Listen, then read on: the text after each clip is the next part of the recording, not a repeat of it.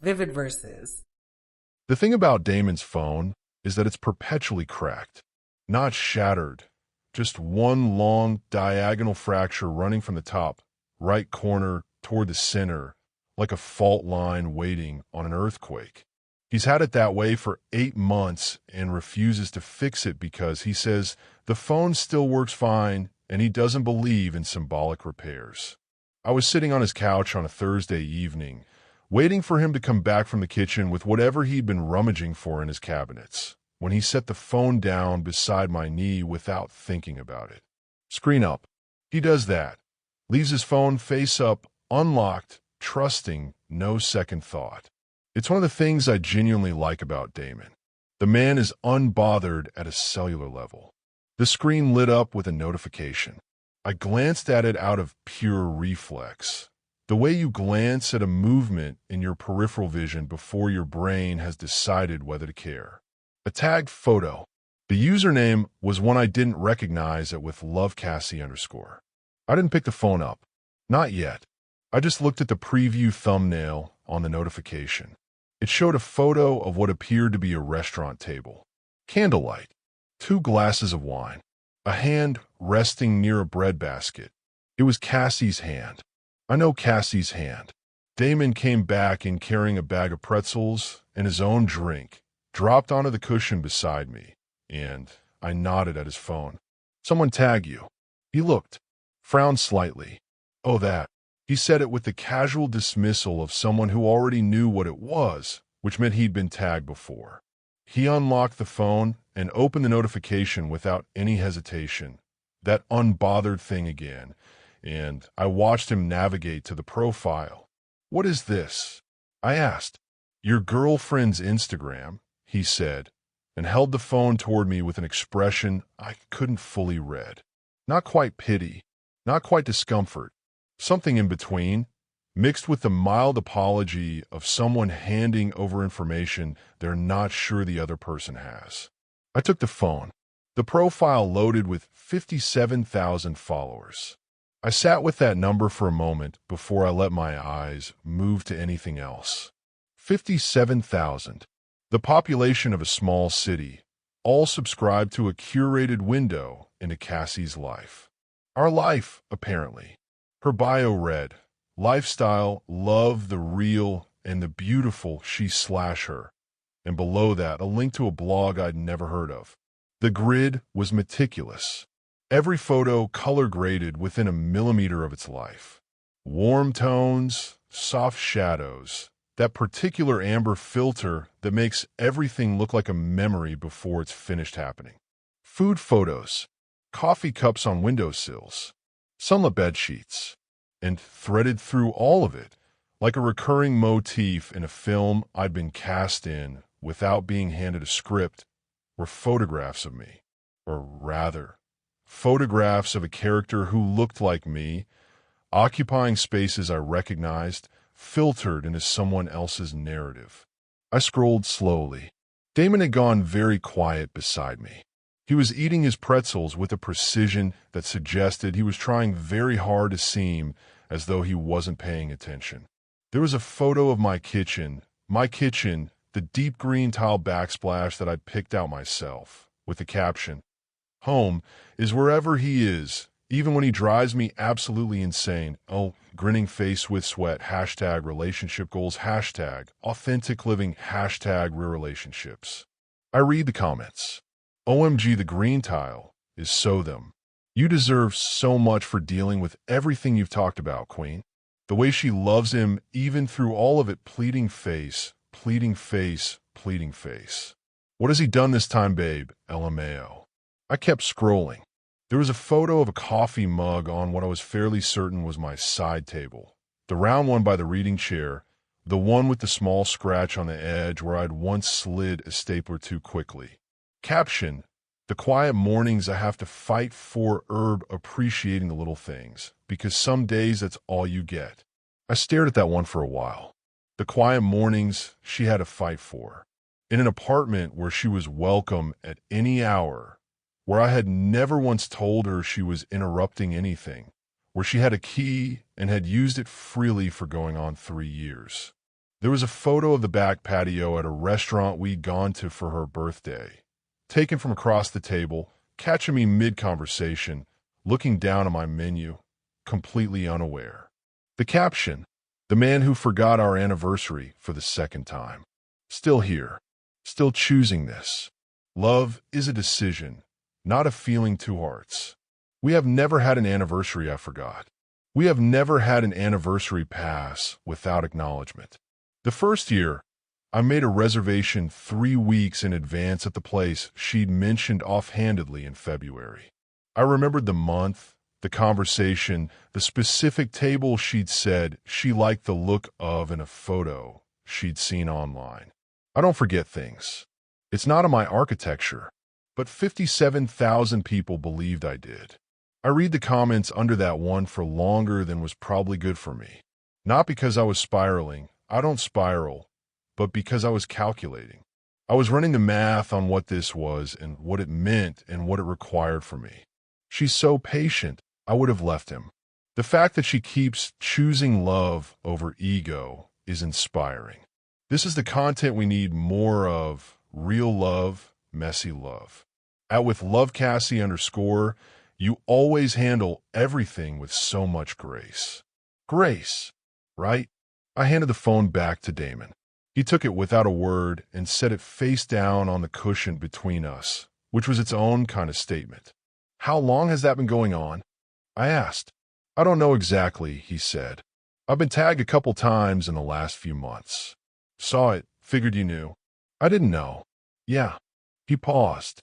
"I figured that too, eventually." I nodded. I looked at the middle distance for a moment, the way you look when you're not actually seeing the room, when you're inside your own head running diagnostics. Then I stood up, picked up my jacket from the armrest, and said, "I'll talk to you later." "You good?" Damon asked. "Yes," I said, and I meant it, which I think surprised him. I drove home in a very particular kind of silence. Not the silence of someone trying to calm down. The silence of someone who doesn't need to. I've been described as cold before, by people who confuse deliberateness with coldness, who see a man thinking clearly under pressure and assume the thinking means nothing is being felt. That's not accurate. What I felt on that drive was something I describe as the sensation of a room coming into focus. Like when you walk into a space you've been in 100 times and suddenly notice a detail that reorients the entire geometry. A door you'd always assumed was a closet that is, in fact, a hallway. The profile reoriented things. I went back through the last several months in my head. Quietly, methodically, not looking for pain points, looking for data. I was reconstructing the record. There was the Tuesday she'd been unusually tense at dinner, and I'd asked what was wrong, and she'd said nothing 3 times with increasing certainty, and eventually we'd moved on. I had not pressed. I considered that a reasonable application of respect. What I understood now was that the tension had probably preceded a post. She'd been composing a narrative while I passed her the salt. There was the way she'd sometimes frame things as grievances in conversation, and I'd take them seriously, address them, adjust, respond, only to feel afterward a faint sense that the grievance had been performed rather than felt. I hadn't trusted that instinct. I'd labeled it as paranoia and set it aside. I was reconsidering that label. There was the photography. The number of times I'd noticed her phone pointed in my direction and assumed it was the ambient documentation that people do now, casual, inconsequential, part of the furniture of modern life. I'd been inside the frame more than I'd known. I'd been a prop without a contract. I parked outside my building and sat in the car for another 2 minutes. Not because I needed to collect myself, because I wanted to be precise about what I was going to say and how, and in what sequence. I've learned that the difference between a conversation that moves forward and one that collapses is often the first sentence. The first sentence sets the temperature of the room. I also needed to decide before I walked through that door what I actually wanted from the conversation, not what I was owed. That's a different ledger, and not a useful one to open when you're about to sit across from someone you still care about. What I wanted was clarity. I wanted to understand what this was and why she'd built it, and whether the woman on that couch had any idea of the scale of what she'd constructed. Those were the questions with useful answers. What I didn't want was a scene. I didn't want her to cry and apologize and have me reassure her that it was fine, which it wasn't, or tell her I wasn't angry, which would then become the subject of the conversation instead of the subject being the subject. I didn't want to perform an emotion. I wasn't having to satisfy some expectation about what a man in this situation should feel. The expectation, I imagined, was fury. Doors slamming, table pounding. What the hell were we thinking fury? I didn't have that in me tonight. What I had was something quieter and more purposeful. I went upstairs. Cassie was home. She'd said she would be. She'd texted me earlier that she was ordering food and did I want anything, and I'd said yes, thank you, the usual. The food was on the counter, still in the bag. She was on the couch with her laptop, the particular posture of someone doing the thing they do when they're alone and comfortable. She looked up when I came in and smiled, easy and warm, the smile I believed in for years and, on some uncomplicated level, still did. That was the complicated part. Nothing that had happened today changed who Cassie was in the room with me. But it changed what I understood about who she was when I wasn't watching. I set my jacket down. I sat in the chair across from her, not beside her, across from her, and I looked at her with an evenness I've spent years cultivating. Show me your profile, I said. I watch her face. There's a specific expression that crosses a person's face when they realize they've been found out. When the gap between the story they've been telling and the reality they've been living is suddenly, without warning, visible to someone else. It lasts less than a second. Then they decide who they're going to be about it. Cassie's face did the thing. Just briefly. A flash of something. Not quite guilt, not quite fear, something more like the recalibration of someone who'd assumed they had more time. Then she composed herself. She was good at composing herself. What profile, she said. Instagram. I kept my voice completely level. The one with 57,000 followers. She closed the laptop. Slowly, like the slowness was a kind of stalling that could be dressed up as calm.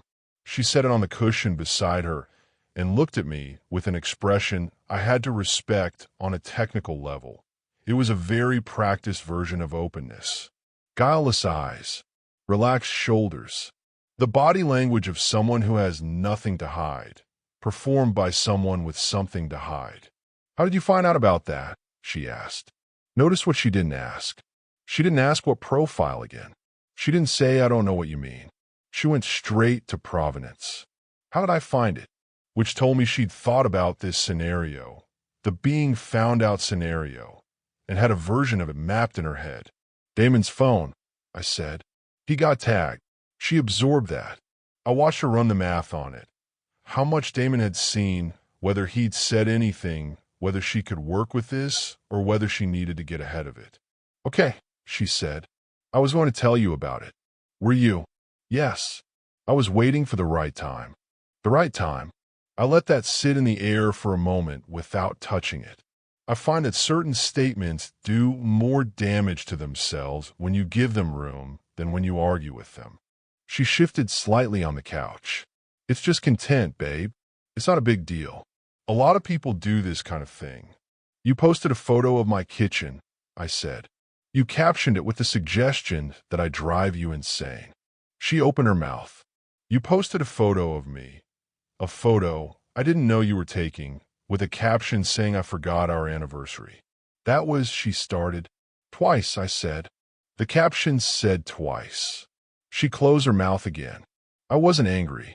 I want to be precise about that because I think anger would have been the simpler response, and I understand why people would expect it.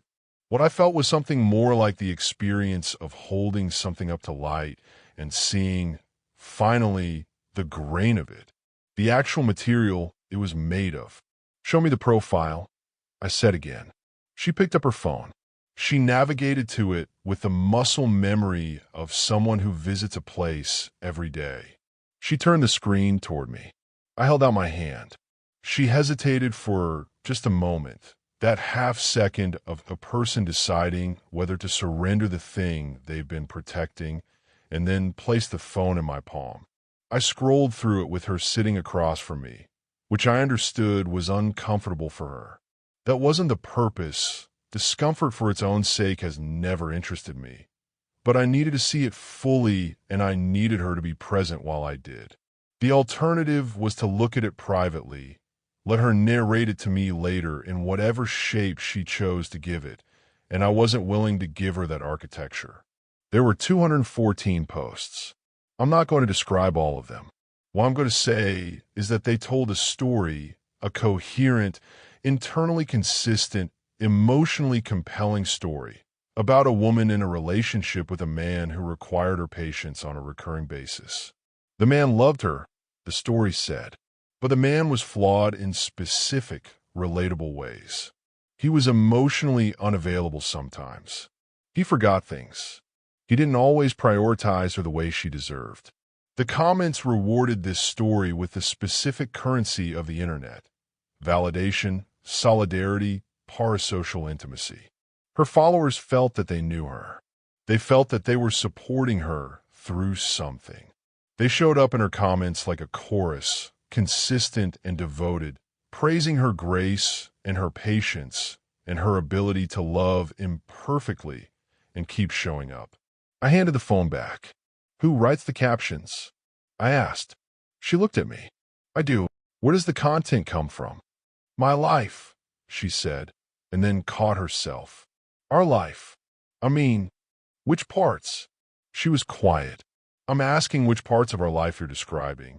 I said, because I've read a number of posts that describe situations I don't recognize. I like to understand whether you fabricated them or whether you're describing something real that I'm not aware of. It's not like that, she said. Her voice had shifted slightly.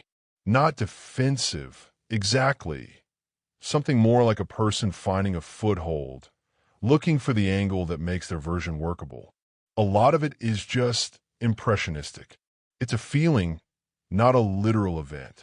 The anniversary post is impressionistic. She looked at the coffee table. That was a specific post, and I know it was 2 posts, I said. There were 2 anniversary posts. The implication across both is that I've forgotten our anniversary at least twice. I have not forgotten our anniversary once. She said nothing.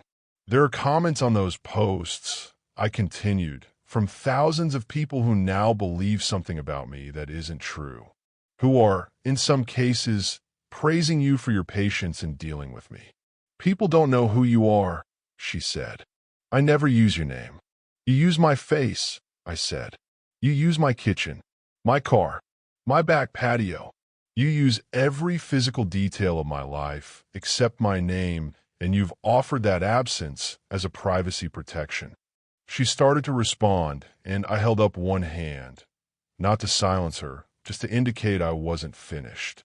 The comment that stays with me, I said, is the one that says you always handle everything with so much grace. Because what I want to understand is, handling what? Handling me? Because the version of me in your posts is someone I would not choose to be in a relationship with. And I want to understand whether that's who you actually think I am, or whether that's who you needed me to be for the content to work. That landed differently than the rest of what I'd said. I could see in her face, not the flash of being caught, but something deeper. A person who has been asked a question they've been avoiding asking themselves. She said, "That's not fair." Tell me why. Because it's more complicated than that. Her voice was tighter now. You make it sound like I'm just making things up for likes, like it's some cynical strategy, and it's not. Some of it is how I actually feel. Sometimes you're hard to reach, and I didn't feel like I could say that to you directly, so I processed it somewhere else. That's real. I let her finish. Okay, I said. Then here's what I want to understand. You're telling me there are real feelings behind some of what you posted. Things you felt but didn't say to me. She nodded slightly. So the platform served as a place for you to express what you couldn't express in the relationship. Or chose not to, she admitted, and I appreciated that she admitted it. And 57,000 people became the audience for feelings you decided not to bring to your partner. She looked away. Out the window, the streetlights were on outside. I could see the orange glow catching the edge of her profile. It wasn't just venting, she said finally. It grew. It started small, a few hundred followers, just people I knew, and then it grew and people liked the relationship content. And she stopped, started again. I kept going, and the narrative kind of took on its own shape. A shape I wasn't asked about, I said. No, she said. You weren't. There was a silence then that was different from the silences earlier. The earlier silences had been tactical, pauses in a conversation still deciding where it was going. This silence was the kind that happens after something true has been said and both people are adjusting to the weight of it. I got up and went to the kitchen, not to get away from the conversation. I don't retreat, it's not useful, but because I needed a glass of water and there was no reason not to have one. I filled a glass from the tap, drank half of it at the counter, refilled it, and came back. Cassie had pulled her legs up onto the couch, tucking them beneath her.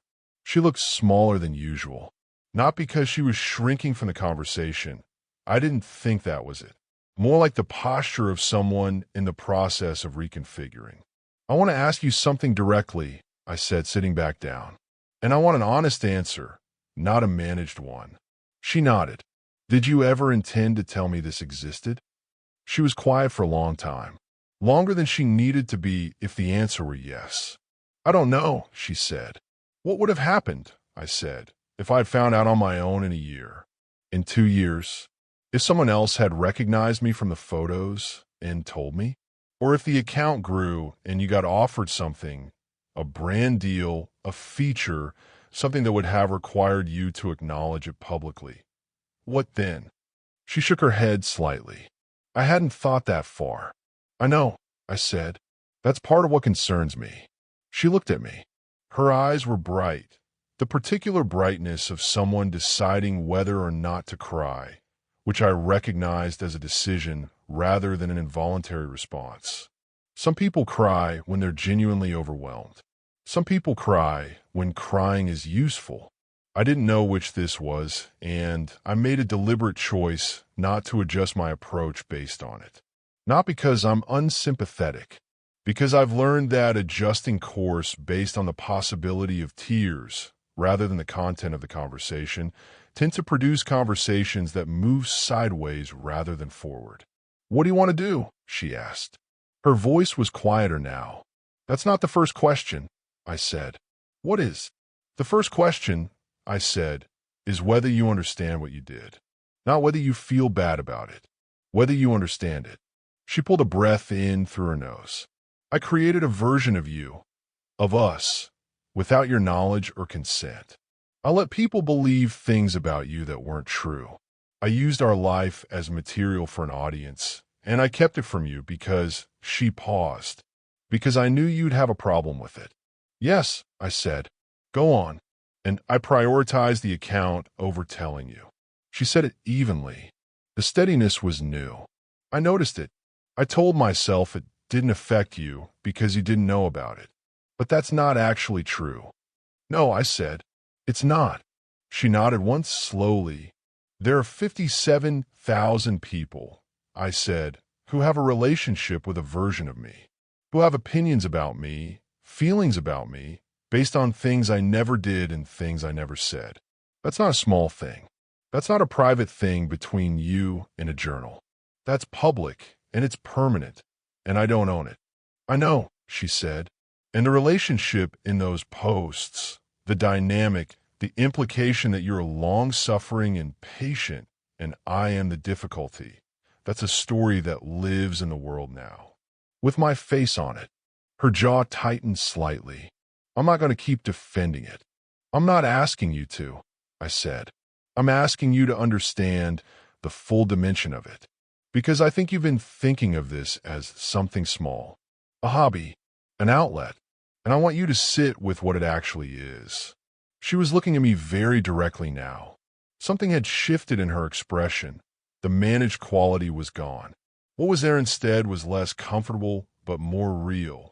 This was Cassie without the performance, which was, in my experience, both harder and better. "What are you going to do?" she asked. I thought about that for a moment.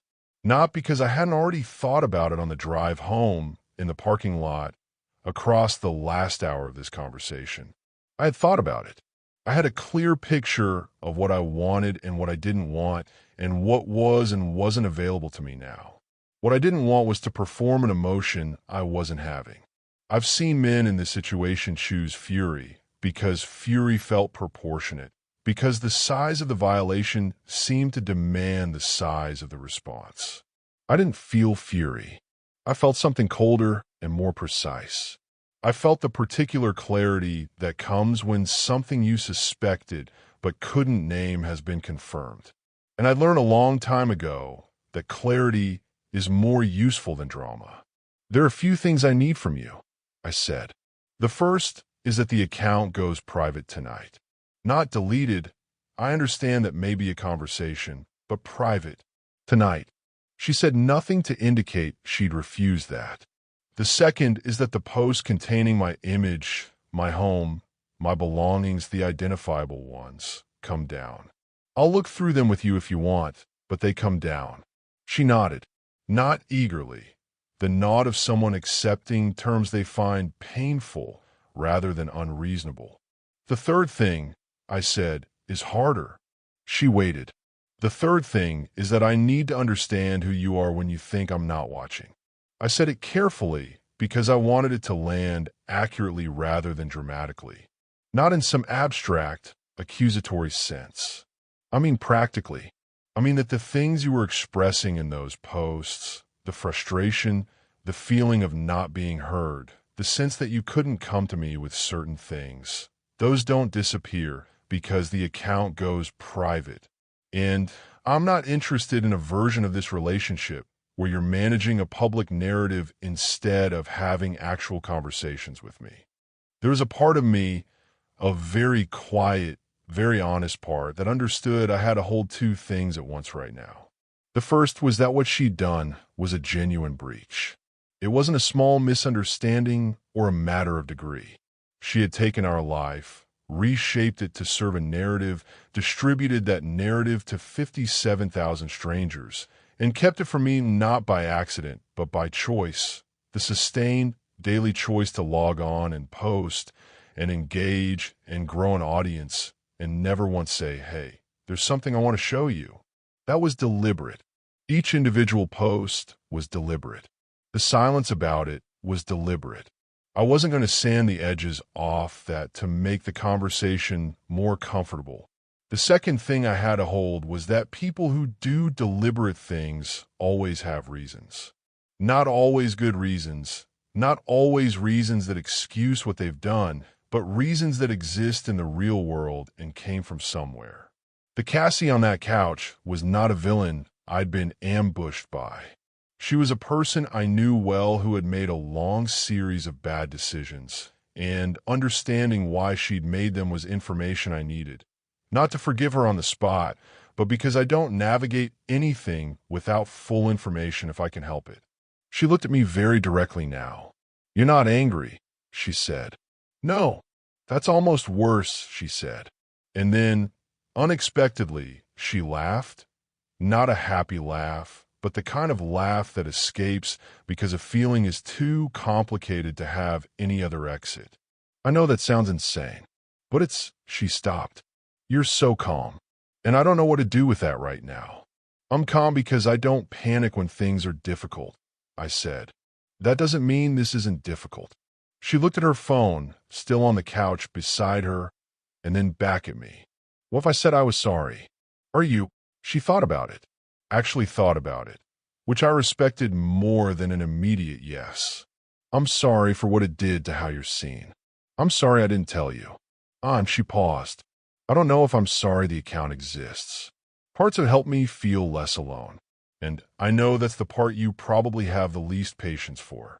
You're wrong about that, I said. She looked up. The part one have the least patience for, I said, is the part where you chose a public audience over a private conversation. The fact that you felt alone in something, that you needed an outlet, that there were things you weren't saying to me. I would have preferred to know that before 57,000 people did. Something crossed her face at that. Not quite pain, not quite recognition. Something in between, arriving slowly. I didn't think you'd want to hear it, she said. That, I said, is its own conversation. We sat with that for a while. The apartment was quiet in the specific way apartments get quiet late in the evening. The sound of the building settling, someone's television murmuring through a wall, the occasional passing car. Familiar sounds. The sounds of the place where I'd built what I thought I understood. I was recalibrating. Not everything. The whole of what we were was not available for me to reconstruct in a single evening, and I wasn't trying to. What I was doing was something more like updating a map, adjusting the lines where the territory had turned out to be different from what I'd charted. Cassie picked up her phone. I watched her navigate to the account settings and switch the profile to private. She turned the phone toward me so I could see the confirmation screen, and I nodded. The posts, I said. Tonight? She asked. You could do it in the morning, I said.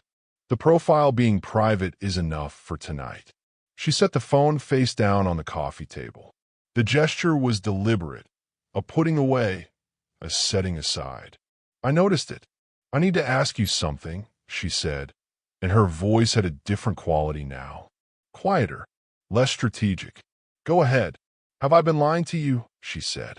Not to your followers, not in captions, to you, in this apartment, in our actual life. Because I've been sitting here trying to figure out where the line is, and I'm not sure I know. It was a good question. The fact that it was a good question told me something I was still deciding what to do with. I don't think you've been lying to me in the conventional sense, I said carefully. I think you've been editing yourself, giving me a version with the difficult parts removed. And I think the account became the place where the difficult parts went, which means the account was, in some way, more honest than our living room. She closed her eyes briefly. That's a terrible thing to realize. It's a useful thing to realize, I said. She opened her eyes. Are we okay? I thought about the shape of that question, the way she'd asked it, what she was hoping to hear, what she actually needed to hear. And I thought about the honest answer, which was not a simple one. We're not where we were this morning, I said. I don't know yet where we are. I know that the thing I want least is to pretend this evening didn't happen and go back to whatever we were operating as before. And I know the thing I want most is for us to figure out whether there's a version of this that's built on something real. What does that take? She asked. Honesty, I said. Not the performed version. Not the version for an audience. The kind that's just between two people and doesn't require anyone to look good. She looked at me for a long time. The streetlight was coming through the window at an angle, catching the edge of her face, and she looked, not small, exactly, but stripped. The curated version was gone. Whatever was left was something I hadn't seen in its full form before, and I was still deciding what it meant to me. I can try that, she said. I know, I said. I'm in it. That was the strange and complicated part. I did believe her. Not because she hadn't done damage. Not because the account wasn't out there in the world with its 214 posts and its 57,000 followers constructing a version of me I'd never agreed to. But because I know the difference between a person who has been strategic and a person who has been afraid, and what I was looking at was someone who'd been afraid and had made choices about that fear that I found unacceptable, but which I could at least understand. Understanding and forgiving are not the same thing. Understanding and moving forward are not the same thing. What understanding means is that you have accurate information about the situation you're in, and I value accurate information above most other things. I stood up. I'm going to bed, I said. She looked up at me.